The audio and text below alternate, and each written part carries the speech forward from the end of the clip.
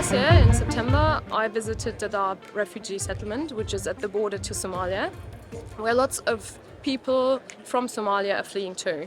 It's a very desperate setting there, and if you talk to people, their reality is really desperate.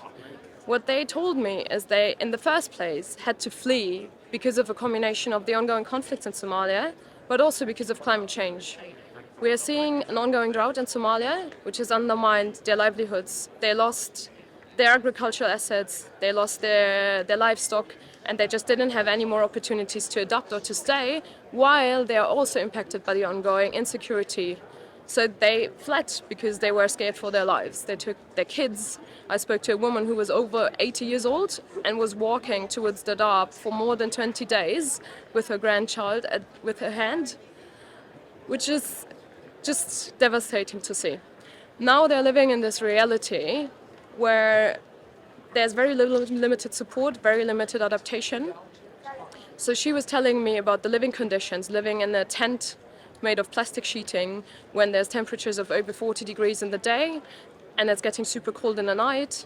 There's not enough access to resources like water or food in the camp.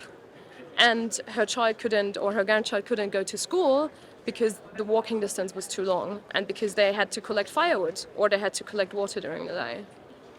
What we're seeing now is that after being impacted by the severe drought, the camp was flooded.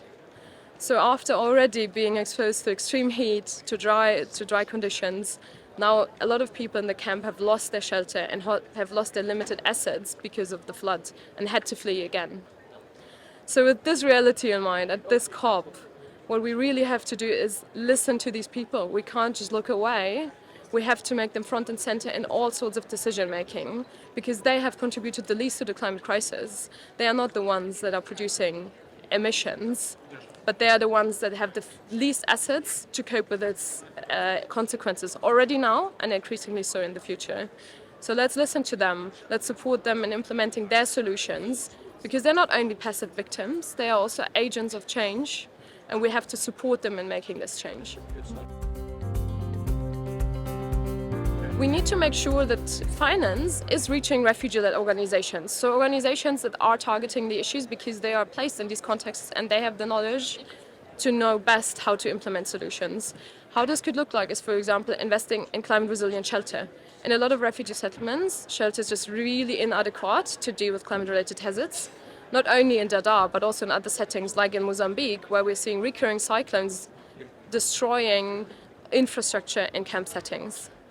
We have to make sure that they have better access to resilient basic services, so water, food. We need to make sure that they have access to livelihoods that are adapted to the climate crisis, because often their livelihoods are limited to agriculture, which is impacted heavily by climate change. So making sure that they have the means to, for example, invest in climate-smart agriculture techniques on the ground, and we need to capacitate them to do so better.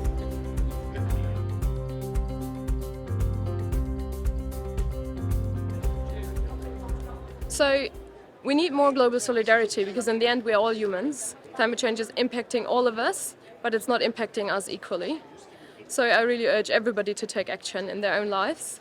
What you can do as an individual now is speak about the topic, raise awareness, and make sure that if we talk about climate change, it's not talking only about protecting the planet, but really protecting people's lives and their livelihoods and their futures. So I think what has to be done more is you need to raise awareness. For example, go and speak to your family, speak to other members of your community to make sure people are more aware, people are taking the right political decisions, go and vote.